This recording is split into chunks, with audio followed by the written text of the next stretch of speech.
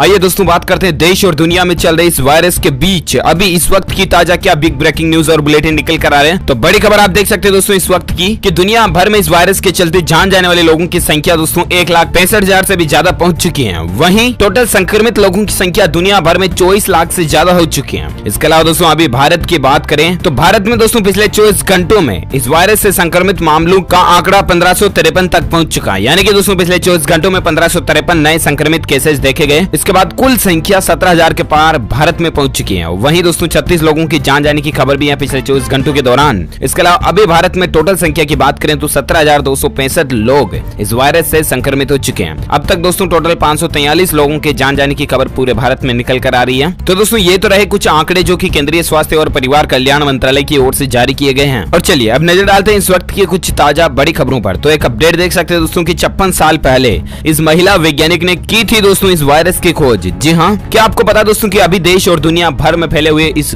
गंभीर और खतरनाक वायरस की खोज आखिर किसने की थी? तो दोस्तों 56 साल पहले एक महिला वैज्ञानिक जिनकी कहानी जानकर आप भी चौंक जाएंगे। सन 1963 में ओंटारियो कैंसर इंस्टीट्यूट में इलेक्ट्रॉन माइक्रोस्कोप से वायरस खोजती हुई डॉक्टर जून अल्मीडा की ये तस्वीर भी आप देख सकते हैं। दोस्तों ये महिला वैज्ञानिक अपनी जिंदगी में इतना संघर्ष किए, ये गरीबी में पली बड़ी, कम उम्र में नौकरी करने लग गई थी, दो इनकी शादियां हुई, उसके बावजूद इसने दुनिया भर में इतने अचीवमेंट समाज को दिए हैं जिनकी बदौलत हमारे समाज को काफी सहायता मिली है आगे बढ़ने के लिए। HIV वायरस की भी पहली हाई क्वालिटी की तस्वीर खींचने का श्रेय इन्हीं महिला वैज्ञानिक को जाता है। चलिए साथ ही अगला अपडेट आ रहा है दोस्तों कि महाराष्ट्र में दोस्तों 4203 संक्रमित लोगों की संख्या पहुंच चुकी है। दिल्ली में ये आंकड़ा 2000 के पार पहुंच चुका है। राज्यवार अलग अलग जगहों के आंकड़ों की बात करें तो भी कुछ ज्यादा डिटेल्स आप स्क्रीन पर देख सकते हैं। महाराष्ट्र में 4203, दिल्ली में 2003 हो चुके हैं, गुजरात में 1743, राजस्थान में टोटल 1478, तमिलनाडु में 1477 और मध्य प्रदेश में 1407 मामले सामने आए हैं। उत्तर प्रदेश में दोस्तों 1084, तेलंगाना में 844, आंध्र प्रदेश में 646 और केरल में 402 लोग संक्रमित हैं। इसके अलावा दोस्तों कर्नाटक में भी इस वायरस के 390 मामले हो चुके हैं। जम्मू कश्मीर में 350, पश्चिम बंगाल में 339, हरियाणा में 233 और पंजाब में 219 मामले सामने हैं। ये राज्यों और अलग अलग आंकड़ों और डेटा का स्टेटस है। और फिलहाल अगला अपडेट देख सकते हैं दोस्तों इस कोरोना संकट के बीच दिल्ली में आज से शुरू होगी रैपिड टेस्टिंग। हॉटस्पॉट इलाकों से इसका आगाज होगा। जहां आपको बता दें दोस्तों राजधानी दिल्ली में कोरोना वायरस के मामलों ने पिछले कुछ दिनों में तेजी पकड़ रखी है। और इसी बीच दिल्ली सरकार यानी कि अरविंद केजरीवाल सरकार आज से ही राज्य में रैपिड टेस्टिंग शुरू करने जा रही है, जिसके बाद कोरोना वायरस से जुड़े मामलों की जल्द से जल्द पहचान हो सकेगी और टेस्ट का रिजल्ट भी कम समय में आ जाएगा। आपको बता दें दोस्तों दिल्ली के स्वास्थ्य मंत्री सत्येंद्र जैन ने इस बारे में जानकारी देते हुए कहा कि राजधानी में सभी हॉटस्पॉट इलाकों से रैपिड टेस्टिंग शुरू होगी और इसके लिए केंद्र सरकार की ओर से जो निर्देश जारी किए गए हैं उन सभी का पालन किया जाएगा और बड़े स्तर पर टेस्टिंग की जाएगी। दिल्ली में करीब 80 इलाकों को संवेदनशील घोषित किया गया है। तो ये राजधानी दिल्ली में आज एक नई पहल शुरू होने जा रही है। और साथ ही फिलहाल अगली बड़ी खबर आप देख सकते हैं कि आगरा समेत उत्तर प्रदेश के इन 19 जिलों को लॉकडाउन में छूट नहीं मिलेगी। देखिए पूरी लिस्ट। जी हाँ, आपको बता दें कि उत्तर प्रदेश के मुख्यमंत्री योगी आदित्यनाथ ने रविवार को वीडियो कॉन्फ्रेंसिंग के जरिए जिला अधिकारियों से बातचीत की और इस पर फैसला लिया कि किन जिलों को लॉकडाउन में रियायत दी जाएगी। तो ये फैसला आने के बाद उत्तर प्रदेश के इन 19 जिलों में लॉकडाउन में छूट नहीं है, जिनकी लिस्ट आप देख सकते हैं। आगरा, लखनऊ, नोएडा, गाजियाबाद, मेरठ, कानपुर, मुरादाबाद, वाराणसी, शामली, बागपत, बुलंदशहर, बस्ती, हापुड़, फिरोजाबाद, सहारनपुर, बिजनौर, रामपुर, अमरोहा, सीतापुर वगैरह वगैरह। इन इलाकों में लॉकडाउन में किसी भी तरह की ढील या छूट नहीं मिलेगी क्योंकि ये इलाके काफी ज्यादा गंभीर परिस्थितियों में चल रहे हैं। चलिए बात करें दोस्तों अगले अपडेट की तो देख पाओगे कि इस जानवर के खून से बन सकती है कोरोना की वैक्सीन। वैज्ञानिकों का इस तरह का दावा निकल कर आ रहा है। अच्छी खबर है, राहत देने वाली खबर है। जी हाँ, आपको बता दें जानवर से इंसान में फैलने वाले कोरोना वायरस का इलाज ढूंढने के लिए जहां एक तरफ दुनिया भर के वैज्ञानिक अलग अलग तरह के एक्सपेरिमेंट तो कर ही रहे हैं, लेकिन अब दोस्तों वैज्ञानिक जानवरों की ही मदद लेने की तैयारी में जुटे हैं। जी हाँ, आपको बता दें बेल्जियम के कुछ शोधकर्ताओं ने दावा किया है कि अमेरिका में पाई जाने वाली ऊंट की एक प्रजाति है जो लामा नाम से जानी जाती है, उसके खून से कोरोना वायरस की वैक्सीन तैयार की जा सकती है। जहां विलियम्स इंस्टीट्यूट फॉर बायोटेक्नोलॉजी के शोधकर्ताओं ने यह दावा किया दोस्तों कि लामा के खून से कोरोना वायरस के कहर को बेअसर किया जा सकता है। कोविड-19 के फैमिली वायरस MERS और सार्स के मामले में भी लामा के खून में मौजूद एंटीबॉडी प्रभावी साबित हुए थे। हालांकि दोस्तों वह शोध जो है वो HIV की रिसर्च का एक हिस्सा था। रिसर्चर्स का कहना है दोस्तों कि लामा के एंटीबॉडीज इंसानों के एंटीबॉडीज की तुलना में काफी छोटे होते हैं और छोटे एंटीबॉडीज होने की वजह से वायरोलॉजिस्ट खून में मौजूद छोटे अणुओं की मदद लेकर कोविड-19 के खिलाफ वैक्सीन या ड्रग बना सकते हैं। विज्ञान की भाषा में इसे नैनो बॉडी टेक्नोलॉजी कहा जाता है। आपको बता दें दक्षिण कोरिया में हुए एक अन्य रिसर्च के मुताबिक कोरोना वायरस की वैक्सीन बनाने में नेवले की एक प्रजाति को भी उपयोग में लाया जा सकता है। Journal Cell Host and Microbe में प्रकाशित एक रिपोर्ट के मुताबिक दोस्तों नेवले की प्रजाति पर कोविड-19 का असर बिल्कुल इंसानों जैसा ही दिखाई देता है और इसलिए कोरोना का एंटीवायरस ड्रग तैयार करने में इसकी काफी मदद ली जा सकती है। अब दोस्तों वैज्ञानिक अलग अलग जानवरों पर रिसर्च जरूर कर रहे हैं और भगवान से, ऊपर वाले से, ईश्वर, अल्लाह, गॉड, जो कुछ भी आप मानते हो दोस्तों, उनसे यही प्रार्थना है कि प्लीज जल्द से जल्द जैसे भी कैसे एन के प्रकार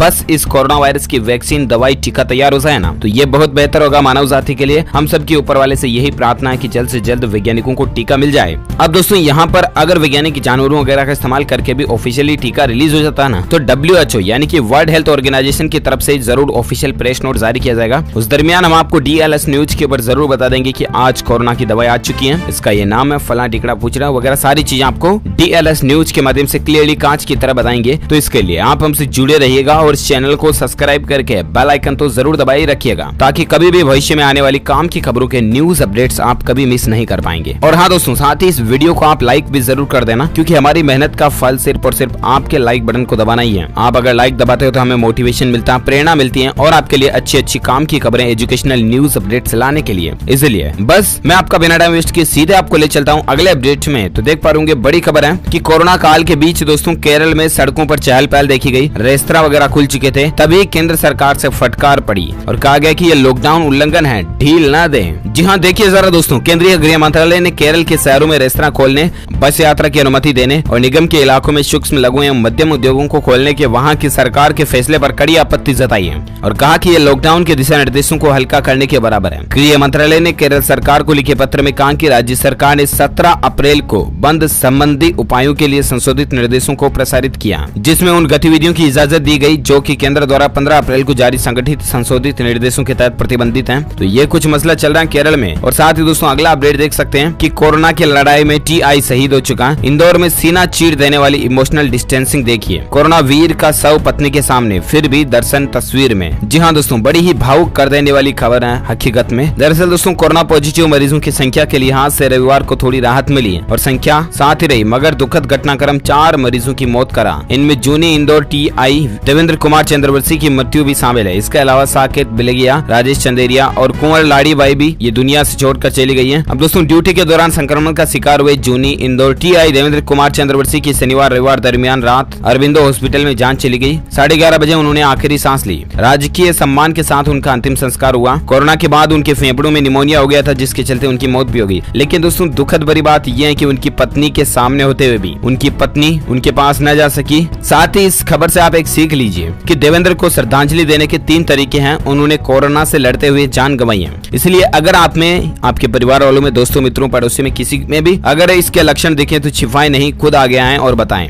देवेंद्र जैसे शहर के हर वॉरियर को 2 चीजें दें, सहयोग और सम्मान। लॉकडाउन के दौरान प्लीज प्लीज प्लीज घरों में ही रहें। चलिए साथ ही कोरोना को लेकर अगली बड़ी खबर देख पा रहे दोस्तों की उत्तर प्रदेश में कोरोना वायरस से मृत लोगों को दफन कराएगी कब्रिस्तान सेवा समिति। ये फैसला लिया गया, देख पा रहे आप। कोरोना वायरस के संक्रमण से देश के साथ प्रदेश में भी लोगों की मौत का सिलसिला जारी है। ऐसे में मुस्लिम मृतक के शव को दफनाने को लेकर लखनऊ में बीते दिनों काफी विवाद हुआ था। संक्रमित शव को दफनाने पर काफी विरोध को देखते हुए प्रदेश में कब्रिस्तान सेवा समिति का गठन किया गया और इसका हेल्पलाइन पैनल बनाने के साथ ही इस्लामिक सेंटर ऑफ इंडिया ने इसको लेकर एक नंबर भी जारी किया। चलिए साथ ही अगला अपडेट देख पा रहे कि PM मोदी ने कहा दोस्तों की कोरोना जाति और धर्म नहीं देखता। तो अनुराग कश्यप ने यूं दिखाया रिएक्शन, ट्वीट का वायरल होना जायज ही है। दरअसल दोस्तों प्रधानमंत्री नरेंद्र मोदी जी ने कोरोना वायरस के कहर के बीच लोगों से कहा कि कोरोना जो है ना वो हमला करने के पहले धर्म, जाति, रंग, भाषा, सीमाएं नहीं देखता। उनकी इस बात को लेकर बॉलीवुड के मशहूर डायरेक्टर अनुराग कश्यप ने ट्वीट किया जो खूब वायरल हो रहा। अपने ट्वीट के जरिए अनुराग कश्यप ने PM मोदी के बयान पर रिएक्शन दिया कि कहा कि चलो कहा तो आपने। वहीं PM मोदी की बात करें तो उन्होंने अपनी सोशल मीडिया पोस्ट में कहा कि मुश्किल वक्त में हम सबको साथ मिलकर इस चुनौती से निपटने की जरूरत है। चलिए साथ ही अगली बड़ी खबर आप देख पा रहे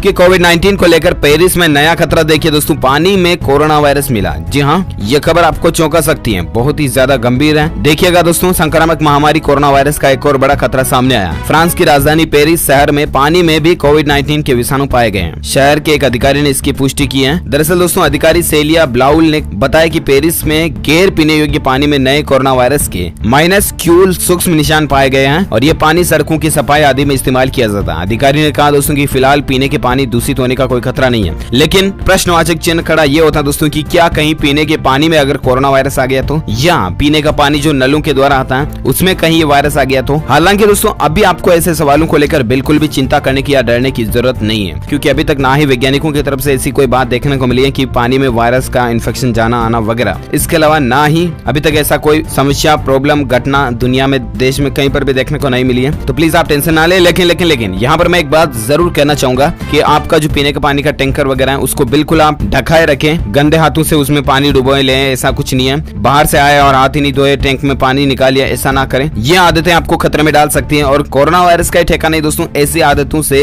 दूसरे कीटाणु, जीवाणु, बैक्टीरिया, वायरसेस वगैरह भी आपके टैंक में जा सकते हैं, ठीक है, जो कि पानी में सक्रिय रहने वाले हो तो क्या पता। ऐसे में आप प्लीज अपने पीने के पानी में बिना हाथ धोए कभी कुछ ऐसा ना करें जिससे कि आपका पीने का पानी दूषित हो जाए। घरों में जो टैंक भरा हुआ उसको नियमित रूप से साफ रखें, स्वच्छ रखें, धोएं अच्छे से। और घर से बाहर जब से भी आए तो तुरंत हाथ, पैर, मुंह को सब कुछ सैनिटाइजर से या कुछ नहीं तो साबुन से तो कम से कम धोएं ही धोएं। तो इन बातों का जरूर ध्यान रखें दोस्तों, सावधानी ही सुरक्षा है। और साथ ही अगला अपडेट देख पा रहे कि इजराइल में भी कोरोना की वैक्सीन का एक नया नमूना बनाया गया दोस्तों की वायरस की संरचना पर सीधी चोट करता है। ये देखते हैं ये भी कब तक मार्केट में आता है। बहुत सारी रोजाना खबरें तो आती है कि वायरस पर वैक्सीन बन रहा है वगैरह वगैरह, लेकिन फिलहाल अभी तक दोस्तों WHO की तरफ से ऑफिशियल अपडेट कुछ भी नहीं आया है। आपकी जानकारी के लिए बताना चाहूंगा मैं, ठीक है। इसके अलावा एक और बड़ी खबर देख सकते हैं, बड़ा फैसला दोस्तों, बिना मास्क के देश में कहीं पर भी आपको पेट्रोल और डीजल नहीं मिलेगा। मैंने आपको हाल ही में 1-2 दिन पहले ये न्यूज अपडेट बताया था ना, लेकिन आप में से बहुत सारे दोस्तों मित्रों ने कमेंट किया कि यार डीएलएस भाई ये नियम कौन कौन से राज्य में। तो मैं आपको बता दूं देश भर में इस तरह का नियम कानून लागू हो चुका है कि पेट्रोल पंप पर अगर आप बिना मास्क लगाए चले जाते हो तो आपको रीता वापस आना पड़ेगा, गाड़ी में तेल नहीं डाला जाएगा। इसलिए मास्क लगा कर ही जाएं, रुमाल वगैरह कुछ न खुद तो जरूर बांध कर ही जाएं, वरना दोस्तों नो मास्क नो पेट्रोल की पहल देश भर के सभी पेट्रोल पंपों पर जारी हो चुकी है। और इसीलिए please please please petrol diesel भरवाने जाएं या घर से बाहर जब भी जाएं किसी भी काम से तो दोस्तों मास्क लगा कर ही जाएं। ओके, उम्मीद है दोस्तों ये कोरोना वायरस को लेकर आज दिन भर की तमाम बड़ी खबरें, मुख्य समाचार, ब्रेकिंग न्यूज, हेडलाइंस न्यूज आपको जरूर जानने मिली होगी। वैसे आप कमेंट करके बताइएगा दोस्तों कि आपके जिले में कोरोना के अभी तक कितने मामले देखे गए हैं। एक भी नहीं है, शून्य मामले हैं, या 2, 5, 10, 17, 20, 2500 जो भी है, आपके जिले में कितने लोगों की संख्या संक्रमित हो चुकी है ये कमेंट करके बताइएगा मुझे। और साथ ही इस चैनल को सब्सक्राइब करके बेल आइकन तो दबाई देना, लेकिन इस वीडियो को जरूर लाइक करना, ज्यादा से ज्यादा लाइक करना दोस्तों। अपने दोस्तों के साथ फेसबुक और व्हाट्सएप पर भी जरूर शेयर करना, व्हाट्सएप के ग्रुपों में शेयर करके लाइक कर देना, ठीक है। Thank you, take care, goodbye, जय हिंद, जय भारत, वंदे मातरम।